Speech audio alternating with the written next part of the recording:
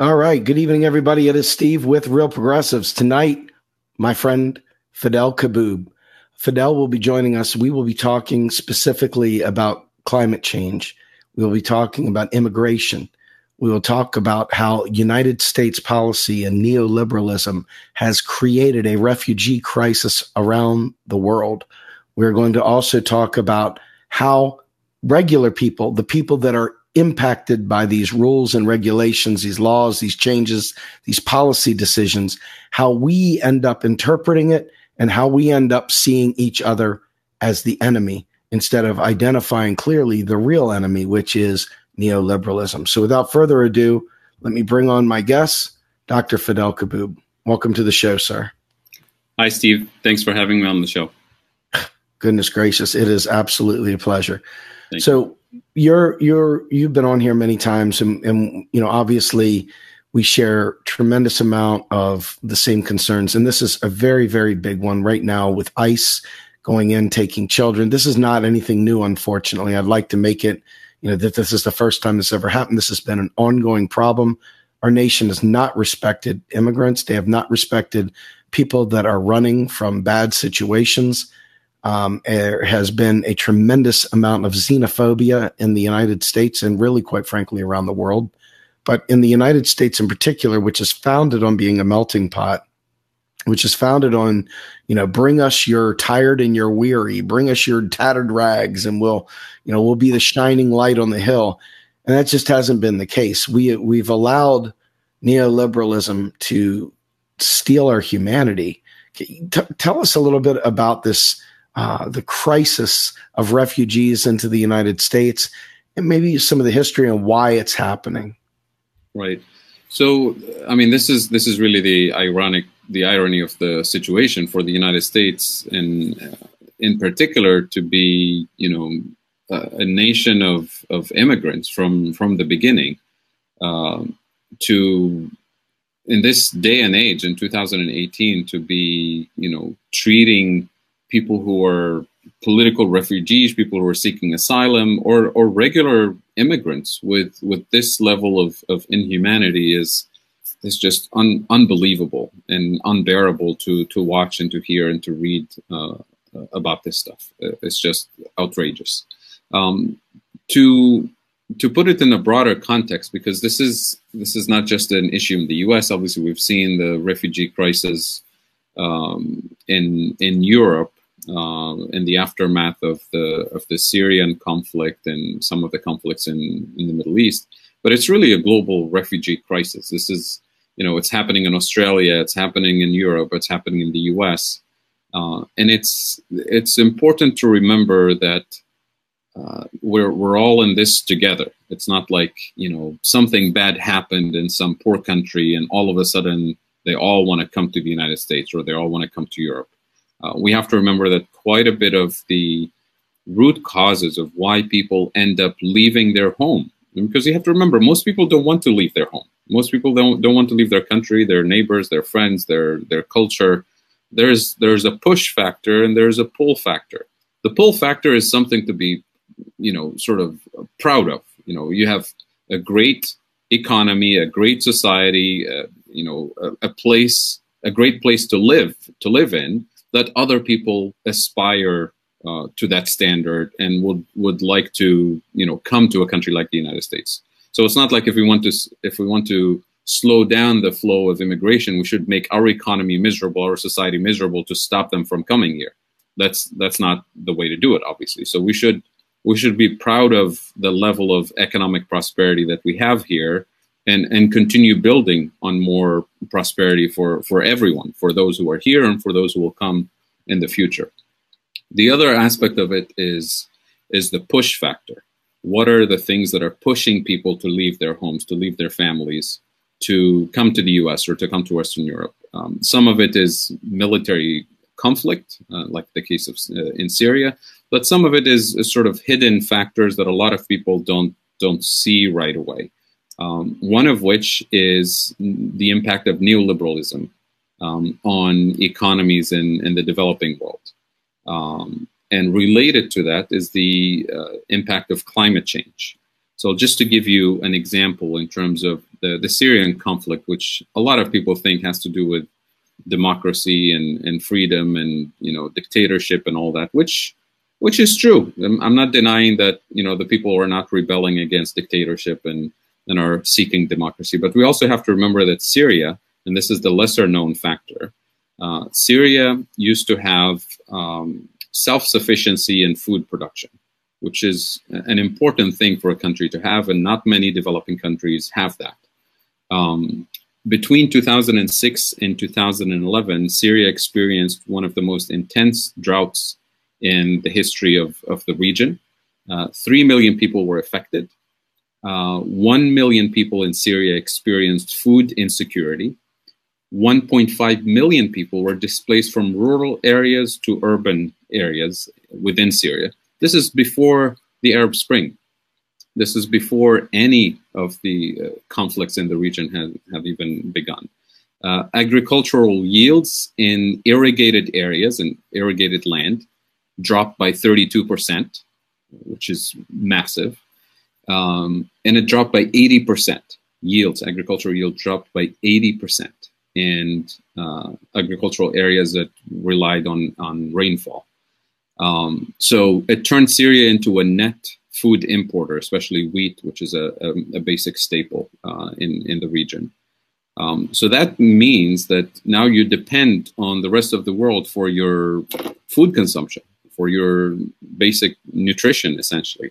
And this happened at the worst time that, you know, that you want any of this to happen, because it happened right around 2010, which is when food prices were skyrocketing globally. So you become a net importer of food when food prices are highly inflated. So that put a huge economic burden on the country and intensified social and political tension. Agricultural production in Syria during that time period, less than 10 years, dropped from 25% of GDP to 17% of GDP. And that's not because GDP was growing. I mean, the economy was in a recession to begin with, a depression, and that's the extent of the damage.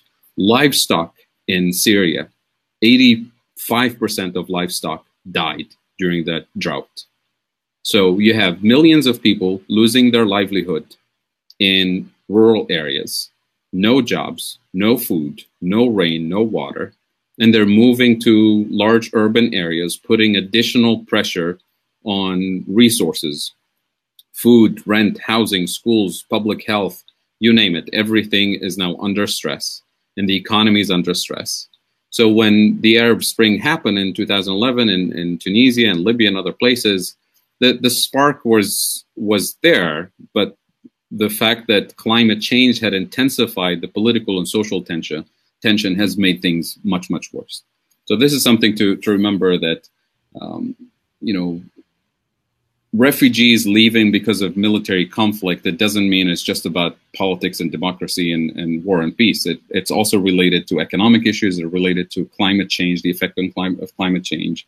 And we can go down the list of many different parts of the world that have experienced similar sort of intensification that led to pushing people from rural areas to urban areas because of droughts, because of all kinds of negative effects of climate change on people's livelihoods. And go ahead. No, I was just going to ask you, obviously in the United States, we pay our farmers to not farm, to not produce goods. Right. You know, typically we keep a buffer stock of food. We keep a buffer stock of a whole bunch of things. Right. We have a mature economy, or an economy that can do different things. We have robust resources, and we have robust infrastructure to actually supply chain that to where it needs to go to.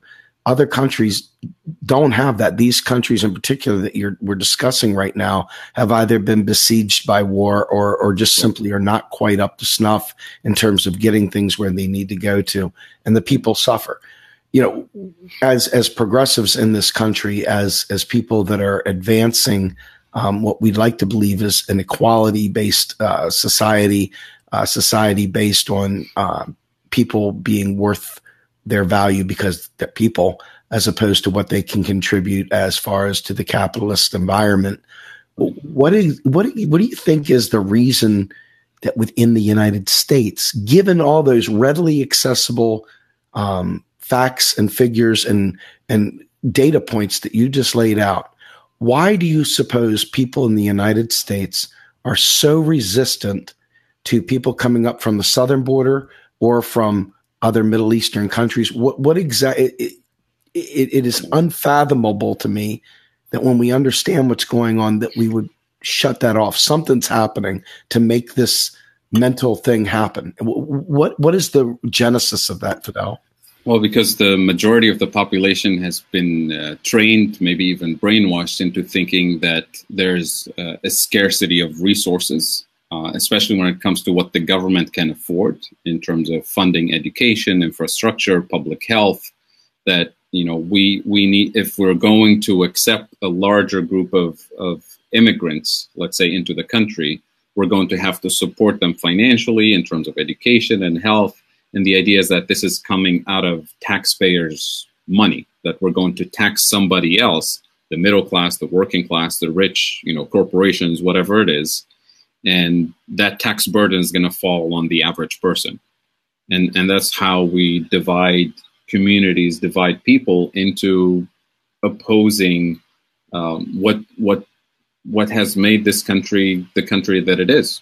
This country was built by immigrants, continues to be built by immigrants. I mean, if you effectively manage to get everybody in this country, in the United States, who's either an immigrant or was born outside of this country before becoming a U.S. citizen, or maybe as a first generation, second generation immigrant, just to go on strike for 5 hours, and see the economic impact in this country. I mean, the whole country is run by a melting pot of people from all over the world. So it's just insane to say that we need to stop the inflow of immigrants. And I can dig into some of the economic reasons in the next few minutes that we have. But before I do that, I wanted to say a few words about, leaving the Syria issue aside, which has mostly affected the Europeans. I mean, to some extent, the U.S. too, in terms of the flow of immigrants. But in the case of the U.S., it's really the crisis in Honduras in particular, in addition to other Latin American countries. But I'm going to pick on Honduras for a second because this has been the largest inflow of immigrants in the last few years, especially unaccompanied children crossing the border. And people just don't understand why are these parents sending their kids across the world? And you have to think about it. Why would a parent do that if they're not desperate to find a peaceful, safe place for their kids? And the peaceful, safe place that they think of is the United States, right? So in the last 100 years or so, Honduras, I mean, with all, due respect to the good people of Honduras, has been effectively a U.S. colony with the impact of neoliberalism since the 1970s and 80s, which has intensified the colonial aspect of the U.S.-Honduras relationship, has just made life unbearable for people in Honduras. I mean, it's, again, with I don't mean this in any disrespectful way, but a lot of people in U.S. foreign policy think of Honduras and refer to Honduras for decades as USS Honduras or, Pentagon Republic, because that's how they treat the country. It's the elites and the military dictatorship that ruled the country is essentially in business with the U.S. government and has been for a long time. And when some positive democratic change began to happen I believe in the late 90s, that government was overthrown with U.S. approval, right? Not any disapproval, right, from the U.S. So that continued to make things, miserable for people economically, politically, and then in terms of personal safety because of the so-called war on drugs that the U.S. continues to support and fight in many countries in south of the border, especially Honduras. So the war on drugs, which is a whole other topic, but it's really related here. We treat it as a military, exercise when you think of, drug addiction in this particular country, in other parts of the world, which should be a public health crisis, a public health issue, as opposed to a military national security type of issue. And it's been the wrong war to fight from the beginning. Instead of fighting it as a public health crisis, the U.S. decided to fight it in a militaristic way, and it's just made things worse in the last 3 or 4 decades since the war on drugs have begun. So we have to keep these factors in mind, that we've created an unbearable, unlivable situation for people in their home country, to the point where they can't think of any other possible solution than to literally separate from their kids and send them away to safety. And then that's how we welcome them in this country. I mean, they're seeking refuge in this country, and we treat them like criminals. And so not only we have, as a country, the United States has a responsibility in what's happening in that country, but on the receiving end, we treat people like criminals when they're literally running for their life, running for safety. So that's something that needs to be brought into the mainstream public discussion, so that we know what we're doing. It's not about kids in cages and all of this outrage, which is warranted, but we have to think beyond the images on CNN and Fox News and think of the root causes. That there are serious economic policy choices that the U.S. has made over the decades to make life unbearable in developing countries in general, and Honduras in particular in this case. And it has to do with agriculture. And the reason why I started thinking about Syria with agriculture and climate change, because when you think back of the free trade negotiations between rich and poor countries starting in the 60s and 70s and 80s, they say free trade in everything but arms and farms, right? So we can trade in everything, right? Good luck to you guys, developing countries. What do you have to trade in? Well, arms was not an issue for most countries, but farms, agriculture was the base for many of the former French colonies and British colonies. So as soon as those countries became independent, it turned out that France now depends for its own food consumption on its former colonies. And those former colonies started to sort of flux their muscles in negotiations, saying, well, you need food from us, we need this from you, let's negotiate. And that's when they cut off the food part of the equation. And CAP, which is the Common Agricultural Policy, which is a European Union Common Agricultural Policy, essentially made it impossible for developing countries, for the former colonies, to export to Europe. And that's when the subsidies for European farmers began to build up European agriculture, because it's part of national security and is considered national security. It's not just food security.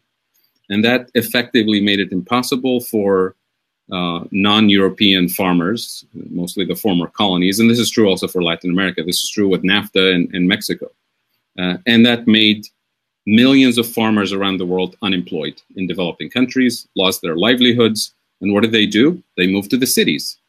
And how convenient. They moved to the cities because now we're telling them export-led growth, manufacturing, industrialization, low-skilled, assembly line, cheap jobs were made available in urban areas. So now you've lost your agricultural base and you become a net importer from countries like France and in the United States, because these countries now are massively subsidizing their agribusiness industry and they become net exporters.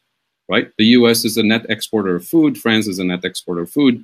And that makes, developing countries' markets, impossible to compete in for local farmers. So you continue to destroy their agricultural base. You make them more food dependent. So not only they're financially dependent because they have external debt, in terms of food, they're also dependent on the West. And politically, obviously, controlled and manipulated and dependent. So this becomes, the exact opposite of what you want for countries to be able to move towards democracy or prosperity or justice or anything like this. And what makes this even more painful, thinking of it from a US perspective, and going back to your question about progressives in the US, is that in the US, we're told and we're made to believe that there is an external threat of those, poor people coming here to take away your resources, your luxuries, your comfort, and you're going to pay higher taxes, and you're going to lose your job because they're competing for your job. When in reality, the interest of the working class in the United States and the interest of poor people in developing countries is the same. The interest of working class people in the US is not aligned with the elites of the United States, but with this scare tactic about immigration, and you're going to lose your job, or you're going to lose your benefits, and you're going to pay higher taxes. That's how the elites scare working class people in the US into siding with them, in this neoliberal global game. And that's something that we have to understand and realize and fight back against. So what I want to do real quickly, Fadhel, is I want to read something so people don't think we're just making this stuff up. I'm not going to put it up on the screen because it's too small. Yeah. But I'm just going to read this. Lady, African-American descent, I self-identified progressive, says, the Latinos in this country demand too much. Many of them weren't even born here, and they expect the government to bend over backward for them. The legal immigrants who came to this country the right way should have the benefits that illegals have. DACA recipients have college degrees and will compete with younger Native Americans for the high-end jobs in the work field. Our children and grandchildren who seek jobs will be put on the back burner because of it. Taxpayers' money goes to help illegal immigrants in so many ways. That's taxpayers' money, which should help aid the homeless, senior citizens, and the poor in larger cities. More and more funds are taken away from Americans to help illegals. I'm a progressive who supports Bernie, but I do support the Republican view on immigration. The government must put Americans first. But this mindset, though, is you'd like to just point over there and say it's those guys because they're they're bad people, they're bigots, they're this, they're that. But it really is our friends. Yes, this is neoliberalism. It's the progressives. It's people who have all the right intentions, the good intentions. But that's where the MMT lens becomes really helpful in understanding this. And to be honest, without the MMT lens, we'll be spinning our wheels, forever, and it's always going to be, well, it's my tax dollars that pay for this and that and the other. So what does MMT tell us, and how we can use the MMT lens to understand this particular issue? MMT is very clear and in here I'm going to talk about the US in particular. I'm not going to go into developing countries. MMT emphasizes the importance of monetary sovereignty, financial sovereignty, and the only financially sovereign unit in this country is the federal government. States, municipalities, individuals, consumers, firms, none of those entities are monetarily sovereign, which means monetary sovereignty means four things. It means you issue your own currency. That's the US dollar. That's number one. Number two, you're able to impose taxes on the population denominated in that same currency. That's the US dollar. We all pay taxes in US dollars.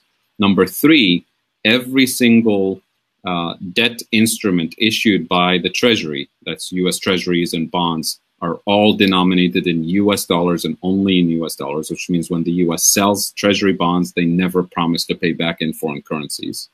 And number four, the value of the dollar, the exchange rate, is flexible, and it fluctuates based on market conditions with all other currencies in the world. We don't have a fixed exchange rate with gold or with any other currency in the world. You have these four conditions. The US federal government has full financial sovereignty, which means it can afford to purchase anything that's available for sale in US dollars. And the only limit to the government's capacity to afford anything it wants is the availability of real resources, physical resources. If something is available physically, if we have the know-how, the technology, if we have the people to build it, then it's affordable for the federal government. When do we run out of resources? When we run out of people, when we run out of technology or materials or physical resources to build things. And we're nowhere near that. We have millions of people unemployed. We have excess capacity, industrial capacity in so many areas. And in the areas where there is shortage of capacity, the good news is that this capacity is producible, and we have the know-how and we have the people to build it. So when we're told that the government is broke, when we're told that the government can't afford this, that, or the other, it's a myth. But when we're told that the state of New York or the state of Pennsylvania can't afford this unless we tax the population, it's true, because states don't have sovereignty. They can't issue their own currency. So states, individual households, we operate in a completely different financial framework because we have to earn revenues first, or the state of Pennsylvania has to earn tax revenues first in order to spend. It can't spend money into existence. Or it can borrow up to a certain limit, and that limit is typically determined by financial markets based on your credit worthiness. And once you borrow and promise to pay back, that becomes a real financial burden on the state or on individuals or on firms to work hard, earn income to pay it off. So we have to make this clear distinction between what the federal government can afford and what the rest of us, users of the currency, can afford. So when it comes to the issue of immigration, yes, it can be burdensome on a particular state, on a particular city, to put more pressure on school resources and housing resources and health resources. But we're talking about immigration as a national issue, and it's the responsibility of the federal government to address these issues. It's the responsibility of the federal government to welcome refugees with generosity, and not scare the rest of the population into thinking that the refugees are coming to take over their homes and take over their schools and take over their health resources and so on. That's really the part where educating the masses in the US to understand the distinction between what the federal government can afford and what local states and municipalities can afford is to put us in a situation where we can't be fooled, we can't be tricked by people on the left or on the right or any particular political motivation to scare us, to divide us, and to turn people against each other, as opposed to build community and build prosperity for everybody. And this is where, again, the MMT lens becomes useful to empower, the progressives, people who care about the other. And you hear this all the time. You say, well, if I'm all for, helping people, refugees, but sorry, we don't have the resources. This is going to come at the cost, at the expense of my family, of my community. And this is where MMT flips that argument around and says there is no, sacrifice that your family has to make, or an additional tax burden that your school district will have to carry because of more refugees coming into the country. And then we turn this onto the federal government, onto Congress, and ask them to do what they're supposed to do, what American values tell them they're supposed to do, what American values have always told everybody, how to treat immigrants, how to welcome immigrants, and to end this immigration debate forever. Fadhel, I want to say something. I see people reflexively within our particular community that say things like, they're very concerned, if you will, about, right is right, not in any way, shape, or form condoning any illegal activity, so on and so forth. And so they use very technical, literal terms about the laws and so forth that, they try, well, that's illegal, blah, blah, blah. And they try and use that as a wedge to be able to say, see, I'm not a racist or anything like that. I'm just pointing at this. But the reality is that if you dig past that initial, they're a racist or whatever it is, that feeling that you have, right, you go deeper and deeper and deeper. Doing that is not a solution. That may feel good. It may bring a spotlight to an individual that's behaving badly. But the reality is that individual is suffering themselves from the effects that neoliberalism brings to each of us in our daily lives, that insecurity, that fear. Right. It's not just a racist that is afraid of things. Non-racists can be afraid of things too. And if you look, It's something you'd said earlier that I want to get back to, and I want to try and tie this all together. You had said something to the effect of, many of these colonial areas were farming communities, and that the colonizer ended up depending on them for food and so forth. And you looked at the U.S. destabilizing Honduras, destabilizing other places, creating very, very unstable environments for the government to operate, to exercise its sovereign currency, to exercise its economic will. And what you've got is a situation where, like in Venezuela, where we've interfered on many levels, and they've got a single real export in oil and everything. This is the foundation. You look at Zimbabwe, you look at the Weimar Republic. It was always about resources not being available. It wasn't about just money being around, which is the common, comeback by the people that don't know economics. They'll fire back at you. Well, you're just printing more money, causing hyperinflation. Yeah. The reality is that it's always been, I think Randall Wray said it clearly, there's never been a hyperinflation in a functioning democracy, ever. Right. And these places, it's always political instability, some political instability that has rocked their nation, that creates these hyperinflation type scenarios. That is, again, if this wasn't the common comeback from these individuals that fight with us constantly, I wouldn't even bring it up. But I see this tie-in. You've got agricultural areas that are dependent on producing this stuff. You've got political instability. They've got immature economies. And ultimately, once the colonizer or someone like us who's exporting our neoliberalism everywhere decides to flex its muscles, we can literally destroy their economy just like that. Can you talk a little bit about hyperinflation and its role in creating these immigrant crises, these refugee crises? I think that there's something to be said there. I want to see what your thoughts are. Right. So there's a couple of things that link us back to the hyperinflation issue. First of all, keep in mind that many developing countries, one of the key deficiencies, economic deficiencies that they suffer from because of the history that we described a little bit ago, is food dependence. So they're net importers of food, and energy imports are a huge burden on most developing countries, with the exception of a few, big oil exporters. And even those, because they depend so much on oil exports, that fluctuations in oil prices, create a lot of instability for them, because their entire economy is based off of just oil exports. And even when it comes to oil exports, they really don't have energy independence, because they export the crude oil, which is the low value added content, and they end up importing the refined product to run their cars, to run their factories, to run their airplanes and machines and everything else. So even then, you're still an energy importer. Even the biggest oil producers in the world are still energy importers, because they don't have the capacity, the productive capacity internally to refine oil products into the petrochemicals that they actually need for their economy. So they end up exporting low value added content, which is crude oil, and importing high value added content, which is kerosene and gasoline and other petrochemicals. So it turns out that all developing countries, including oil exporters, are actually energy dependent when it comes to these things. So how does this translate into inflation?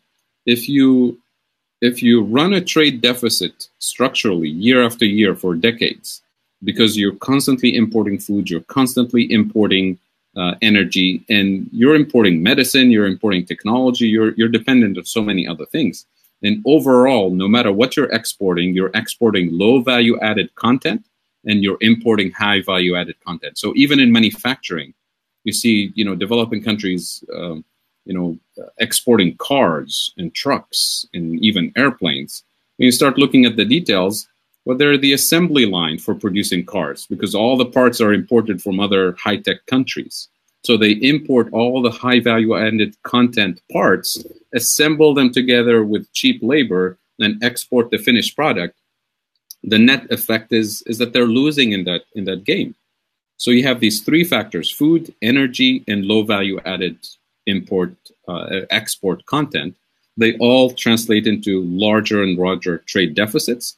trade deficits put pressure on the value of their currency. So it devalues their currency.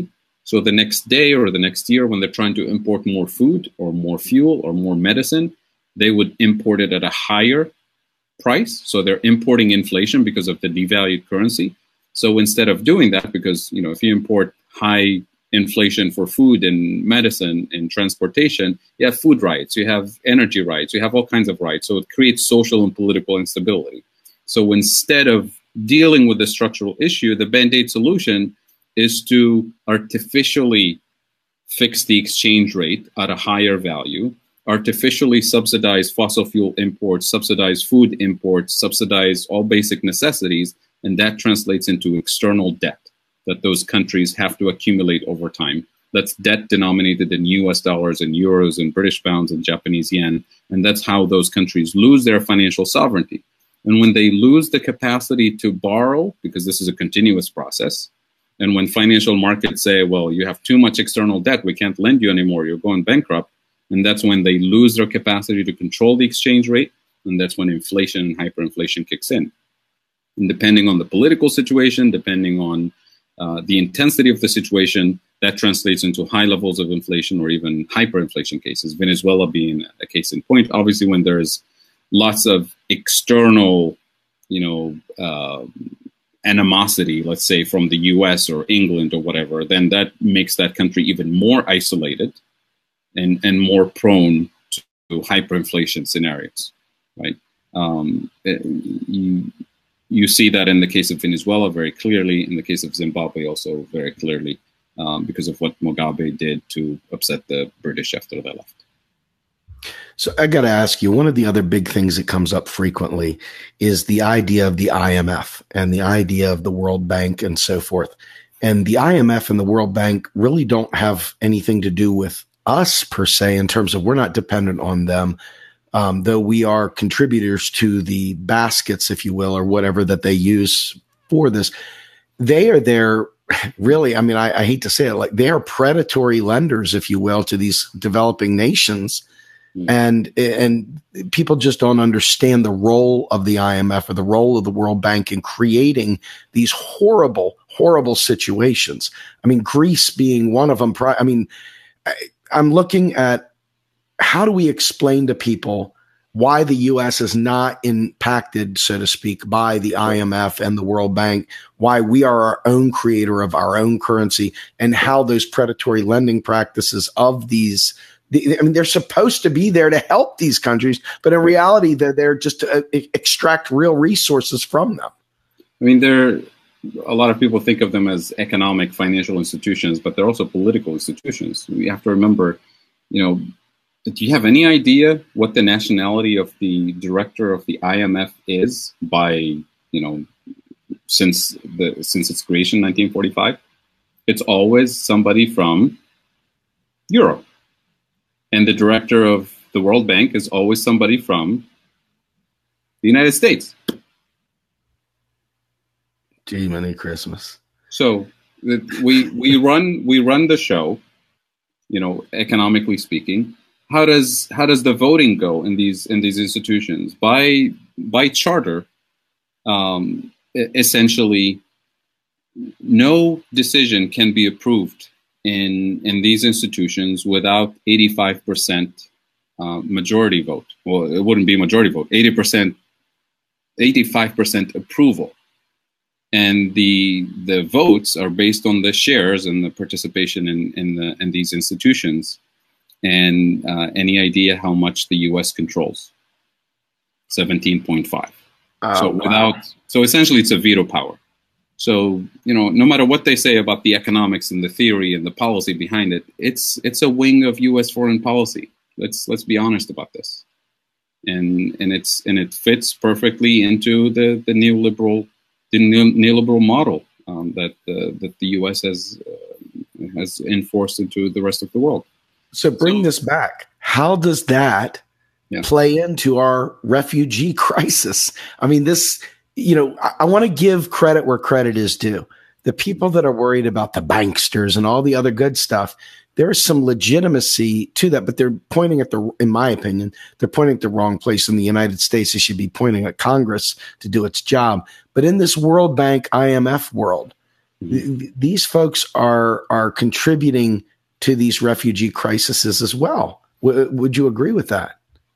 Yeah, I mean, if you agree with me that the economic pain that's been imposed on developing countries has been enforced through the World Bank and the IMF, and for most countries, and that's done with the approval of U.S. foreign policy, to be consistent with U.S. foreign policy. I mean, you can't imagine U.S. foreign policy going in one direction and the World Bank and IMF pursuing a completely different economic development model that will actually give developing countries more economic sovereignty, financial sovereignty. I mean, in the UN system, in the international system, the only organizations within the UN that you see really trying to do their best to get developing countries out of these traps are agencies like the ILO, the International Labour Organization, to some extent. Even better, UNCTAD, the UN Conference on Trade and Development, which for many years was co-led, I should say, by Jan Kregel, who's one of the most accomplished post-Keynesian economists alive today. And those are the thing about those organizations, they have no financial power. They can talk to developing countries, they can try to get them to act differently, think differently, but without financial firepower to push for a particular set of policy prescriptions and to push consistently, because we're so far behind that you can't just implement policies for 3 to 5 years and expect results. This is what people in the UN call the big push. The big push, we're talking about an entire generation worth of doing economic policy differently and doing economic development differently. It's just most developing countries don't have the financial power or the economic, the fiscal policy space to do things differently, because they're constantly trying to pay the debt, pay to the lenders. And this is a constant hassle. I mean, look at what Argentina, did several times. Every time they have a leftist government, they try to default on the debt to the IMF, and then a right-wing government comes 10 years later and say, you know what, we're going to pay that debt. We're going to be responsible citizens of the world, and even the case of Argentina, they continuously fall back into the trap, right? So it's really difficult to see how any of this can change without a couple of possible scenarios. One is a realization in the U.S. that this is not in the interest of the U.S. to begin with. This is the interest of the elites of the U.S. and the rest of the world. So that's why I see real progressives and learning MMT as a very powerful tool within the U.S. system to get people to realize that we can do things better for the people of the U.S. and for the people of the world. It's not better for the people of the U.S. instead of the rest of the world, or do better for the people of the world instead of the people of the U.S. We're all in this together, and MMT allows us to see this. Without the MMT lens, we'll constantly be competing and fighting for resources domestically within the U.S. and internationally, because it's us against them. And if their situation improves, our situation goes down.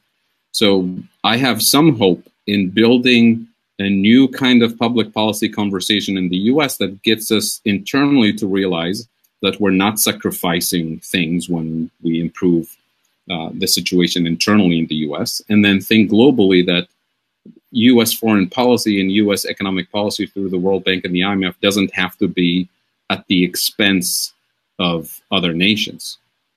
And this is, I'm not inventing this. Obviously, a lot of people have thought about this before. It's going back to John Maynard Keynes when the IMF and the World Bank and the new economic world order was being designed. Keynes was part of the Bretton Woods negotiations. His proposal was to create a world order where it's not one country leading at the expense of others. But the Keynes plan didn't go through. Instead of the US plan, or the white plan, went through, which was to create only the World Bank and the IMF, and not to create the third institution that Keynes wanted to create, which would have rebalanced global trade in favor of global full employment. And that's, so again, that's a mechanism that requires political courage and recognition that we're all in this together, that it doesn't have to be us against them, and our prosperity can only happen if their prosperity diminishes. And that's really what we're hoping to accomplish with these MMT conversations, to empower people in the US and to empower people in other parts of the world to start shifting the conversation and move away from this, sick, competitive, antagonistic sort of mindset that, as you know, translates ultimately into hatred and into racism and into all kinds of ugly things that humanity doesn't deserve. Like death. Yes. I want to peel it back just for a second and understanding you made a very, very great case for understanding monetary sovereignty, who the currency issuers are versus who the currency users are, in particular the states of the United States and, state countries like in the European Union, et cetera. But in particular, the border states that border Mexico, they have an influx. They're the first ones to see immigration happen down there. Illegal, legal, undocumented, documented, whatever. They're the first to see that happen. And because of the fact that our federal government is not using its monetary sovereignty, because Congress is still playing as if Milton Friedman were God, Lord, Emperor, and pretending that we don't have the ability to do great things, these states are in a race to the bottom. They're cutting taxes because they're trying to lure businesses into their states. They are literally having to shear off state-based programs, state-based initiatives that would improve infrastructure, improve schools, improve any part of it. The jobs are gone. They're going. The jobs that could be there are going. And because the federal finance is not there to make the economy work, these people are staring down the barrel of austerity of their own. They're looking at a competitive environment where new people that are willing to work for less wages are walking in the door to take away their jobs. If the federal government doesn't step in and do its job with a federal job guarantee or with any number of New Deal type policies that would enhance and change the way we view states in this country right now. I mean, as it stands right now, you got people that don't understand this play of currency issuer versus currency user. They want to do state-based Medicare for all kind of stuff. And they don't realize that there's a point where there's old tropes where they say the problem with socialism is eventually you run out of other people's money. In those environments, it's true. You will run out of money eventually if you're not infused with sovereign spending. How can we help those individuals down there fight for their own rights, because they are being impacted by the austerity. They are being impacted by influx of people working for cheap labor, because obviously the businesses are willing to pay money for cheap labor, and they end up cutting out these people. How do we help them understand that the fight is not against the immigrants? The fight is against our Congress. How do we? What's a good way to frame that? How do we put that into motion, Fadhel? Well, if you don't mind, I'm gonna bring the big elephant in the room also for us, the job guarantee MMT community, because this is something that many MMT supporters, job guarantee supporters, have been sort of uncomfortable about when asked about it, and there is no consensus. So I'm not going to claim that I'm speaking on behalf of the entire MMT community or job guarantee. This is just me kind of thinking out loud about something that's extremely serious, because we're talking about immigration issues, and because we're talking about public policy dividing people, and this presumed threat of cheap labor and immigrants taking their jobs. So let's say we're in a world where the federal government puts in place a job guarantee in the US. and the government is going to offer to hire anybody who's ready, willing, and able to work at a living wage with health benefits, with all the things that we said we want in a job guarantee. And it's going to be administered locally by local nonprofits, NGOs, municipalities, community organizations, and the logistics is working in a very decentralized way. The funding comes from the federal government, so this is not going to put a tax burden on local states or municipalities. So the funding is not an issue. The organization is done logistically at the local level. The question is, do immigrants qualify for job guarantee? Because, we have to realize that there are millions of undocumented immigrants in this country working in slave-like conditions. And some of these conditions have been exposed recently with some of the ICE raids in some communities right here in Ohio, actually just a couple hours north of where I live.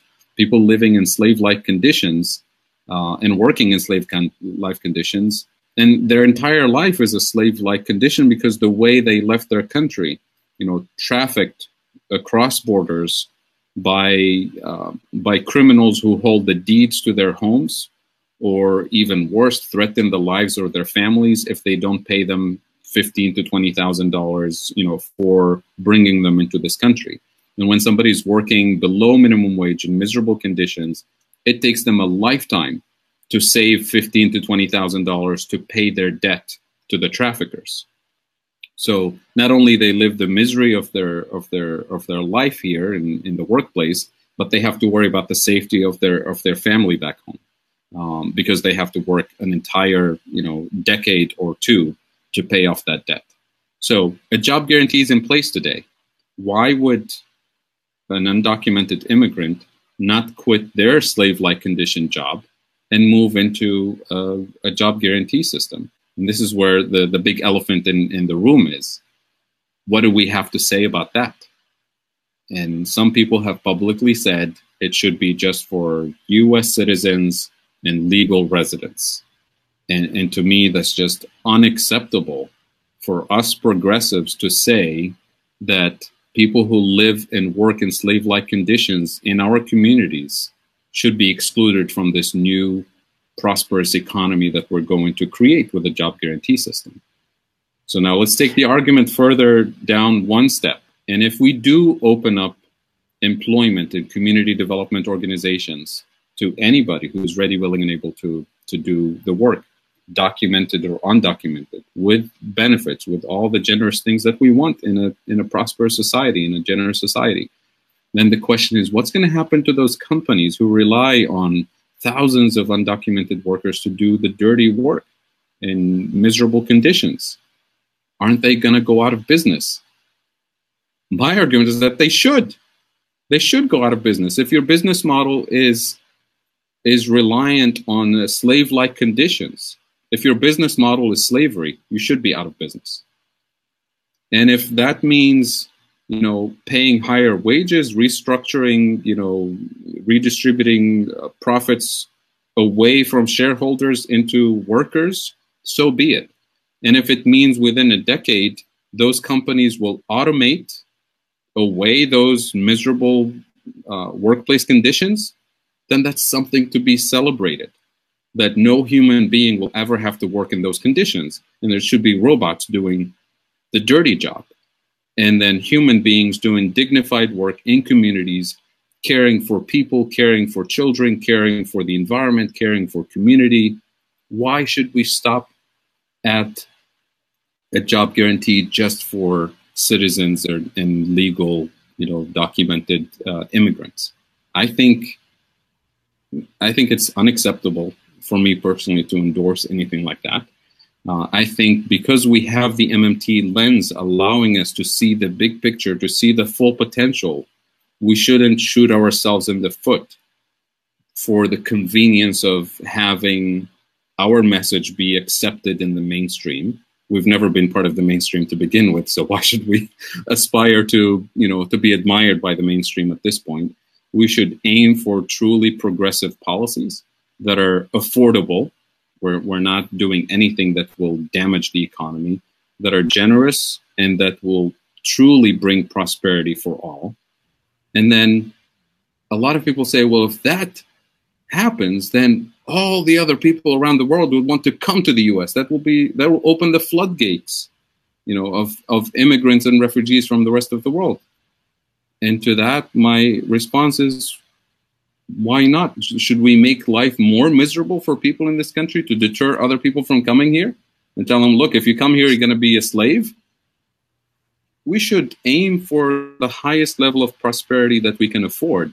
And then maybe through that, empower other countries and other people to follow suit. So if the UK realizes that the US can do this, then the UK will do it. Then Denmark will do it. Then France will do it. Then Australia will do it. Then there'll be lots of other great destinations to go to. And then slowly we'll move into developing countries and restructure economic policy in a way that actually improves people's quality of life. And when people's quality of life is improved at home, most people don't want to leave their family. Most people don't want to leave their neighborhood, their culture, their food, their music, their everything. I mean,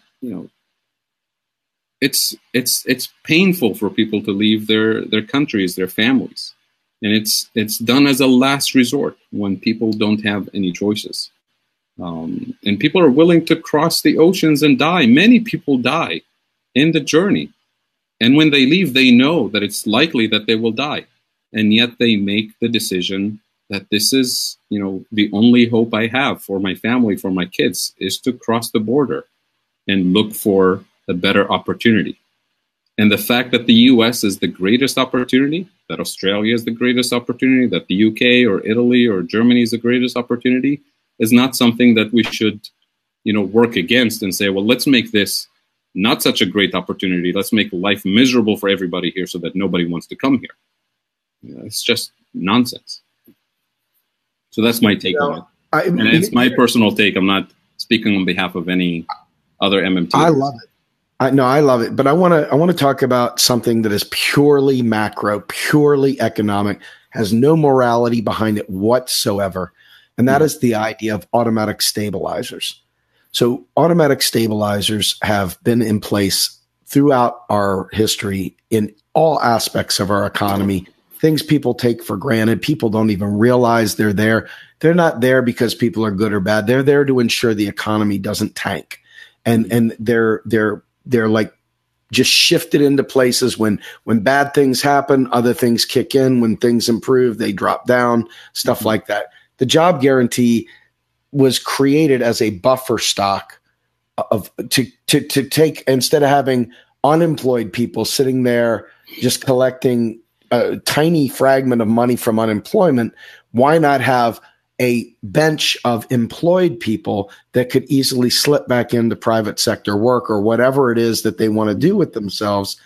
In this case, if I'm just talking purely economics, purely macro, it doesn't really make a bit of difference whether it's immigrants, whether it's only people with blonde hair, or whether it's people that are only of the age 65 and above, or everyone from cradle to grave. It really makes no difference. The buffer stock works because ultimately, this is so huge to me. This is the light bulb moment for me, is that these things came via keystrokes. This is not a situation where they had to take from somebody else to give to somebody else.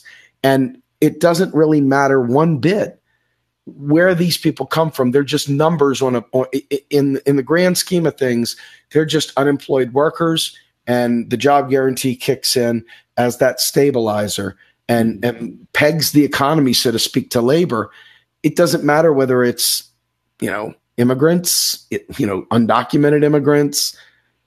It doesn't matter. Second generation immigrant. It doesn't matter. I mean, this is the point I hope people grasp from this, is that in the end, there's no economic reason why we would not want to bring them in if we did a job guarantee correctly. Not the neoliberal Cory Booker style version, right?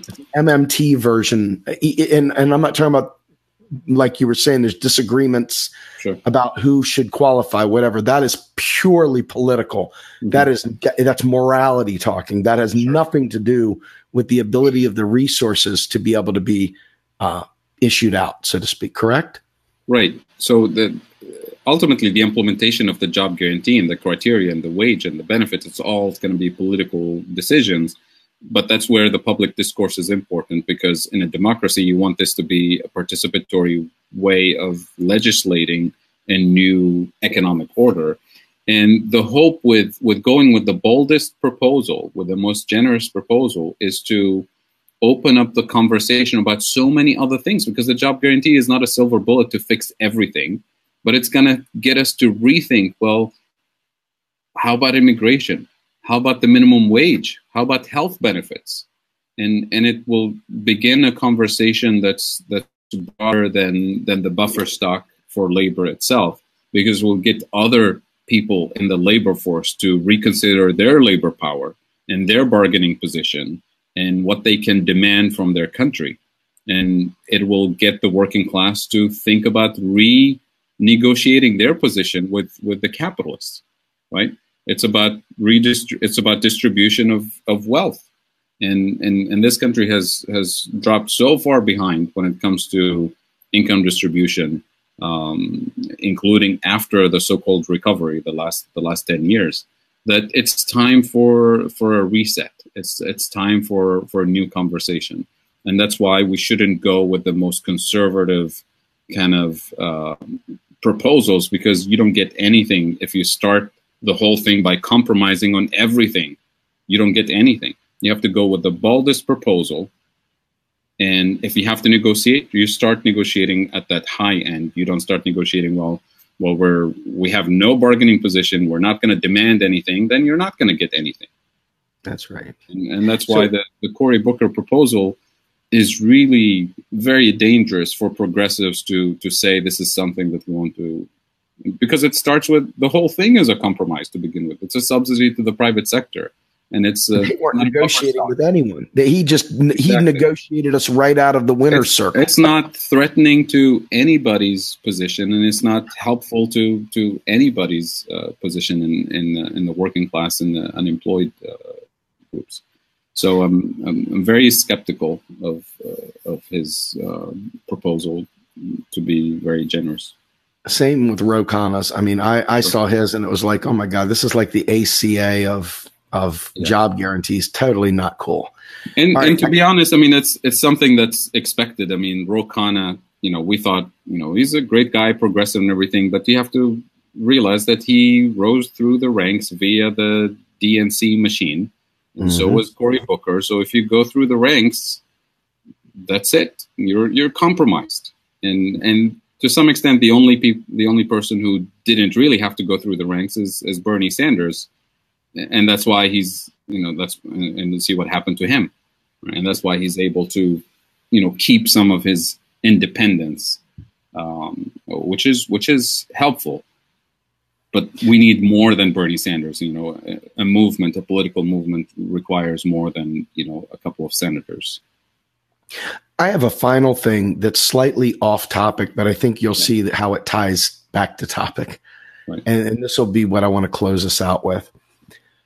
So during the great financial crisis, with mortgages going under, with everyone losing their homes, it was crazy. We were losing like 1 million jobs a month. It was unreal. I mean, it was just like, wow, people were just destitute. And I was part of that, destruction, if you will. Mm-hmm. When you talk to individuals, the simplistic answer always comes back to the banksters. It's always about the banksters. It's always pointing back to the banksters. And so much of the hatred and outrage within the progressive community as well, with Occupy Wall Street and others who had some pretty good ideas, just didn't quite go to the end where it would have solved the problem.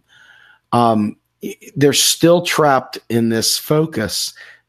What I'd like to know is what part the global financial crisis played in creating refugees and creating the neoliberal hell that we're in right now, and what we can do as citizens to smarten up, activate better, and be able to present that scenario, which is still plaguing us today, in my opinion. Mm-hmm. How do people understand? I mean, it seems like, we elevate, and then all of a sudden the bottom falls out. and then they get us on the cheap, and then they didn't lose anything. They just kept growing. But we are back down here fighting for scraps, and it breeds. I'm kind of answering my own question, but what is your thought in terms of the relationship between the way that banks were bailed out, industries were bailed out, everyone was bailed out, but the regular homeowner was left to fend for themselves, and they still are licking their wounds, and they're looking around, and they hate people that are going to they're still got PTSD from losing everything. Right. I think the best example, the example that most people are familiar with would be Greece. I mean, look at what happened to the financial institutions in Greece after, during the crisis, and they held the entire country hostage for their bailout.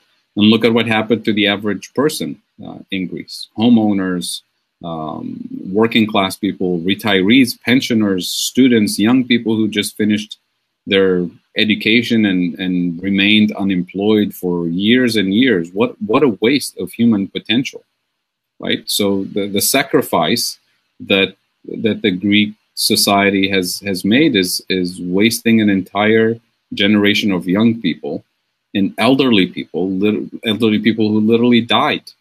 Some committed suicide, and some died because of ill treatment by their government, by the economy.